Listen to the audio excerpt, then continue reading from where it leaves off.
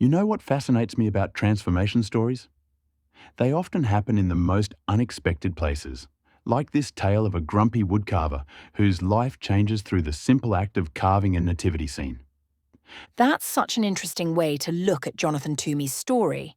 The way the townspeople labelled him Mr. Gloomy really shows how quick we are to dismiss someone's pain, doesn't it? Well, that's exactly what makes this story so compelling. Here's a master craftsman who's basically built this fortress of solitude around himself, using his work as both a shield and a coping mechanism. The psychological aspects are fascinating. The timing of the widow and her son entering his life seems almost providential. They're carrying their own grief, yet they approach him with this specific request. You know what's really interesting about that? In traditional grief counseling, they often talk about how helping others can be therapeutic. So here's this man, forced to engage with others through his craft, and it becomes this unexpected path to healing. Hmm. And the way the story uses the nativity scene as both a literal and metaphorical vehicle for transformation is pretty brilliant. Right. And what's fascinating is how the story mirrors actual therapeutic techniques. Art therapy often uses the creation of meaningful objects to process trauma, and here we see it playing out through these carefully carved figures. The physical act of carving becomes this beautiful metaphor for his emotional journey, doesn't it? Exactly. And studies have shown that working with your hands can actually reduce stress and anxiety. It's like each piece he carves becomes a step in his healing process. The sheep, the shepherds, Mary, Joseph, each figure represents another layer of his emotional walls coming down. That reminds me of how grief counsellors often talk about the importance of maintaining connections, even when everything in us wants to withdraw. Well, that's what makes this story so psychologically accurate.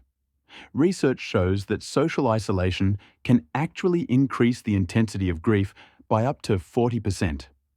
Jonathan's workshop, which starts as this fortress of solitude, gradually becomes this space of connection and teaching. So, what do you think it is about the presence of the child that makes such a difference in the story? You know, child development experts often talk about how children naturally break down social barriers because they haven't learned to respect the walls we build. The widow's son brings this natural curiosity that Jonathan can't simply dismiss, and it forces him to engage in a way that's different from adult interaction. The parallel between the boy and the Christ child figure he's carving adds another layer of meaning too. Absolutely, and here's what's fascinating about the pacing of the story. It follows what psychologists call the gradual exposure method. Jonathan isn't suddenly transformed. We see him slowly opening up through these small moments of connection, teaching woodcarving techniques, sharing his expertise. That gradual pace makes it feel so much more authentic, like how real healing actually happens. And studies have shown that this kind of slow, steady progress is actually more sustainable than dramatic breakthroughs. It's interesting how the story uses the Christmas season, which we usually associate with rushing and hurrying, to force us to slow down and appreciate this methodical process. The attention to detail in the woodcarving scenes really grounds that slower pace too. Well, that's because traditional craftsmanship, like emotional healing, can't be rushed. Master woodcarvers often spend years perfecting their techniques, and the story uses this as a beautiful metaphor for the patience required in emotional recovery. You know what's powerful? How his perfectionism in craftsmanship initially seems like another barrier, but ultimately becomes part of what connects him to others. That's such a crucial observation. In psychology, we often see how traits that can isolate us, like perfectionism or intense focus, can become strengths when properly channeled. Jonathan's expertise becomes this bridge to connection rather than a wall of separation. The way the story handles memory and loss feels particularly authentic too. Well, modern grief therapy emphasizes that healing isn't about getting over loss, but about integrating it into our new reality.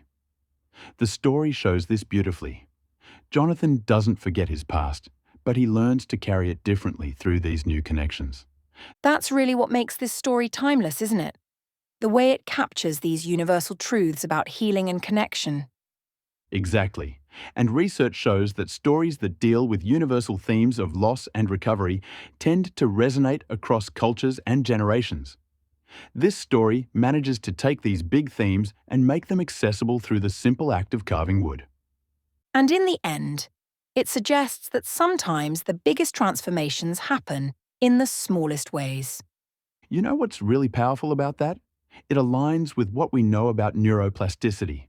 How small, consistent actions can literally rewire our brains and change our patterns of thinking.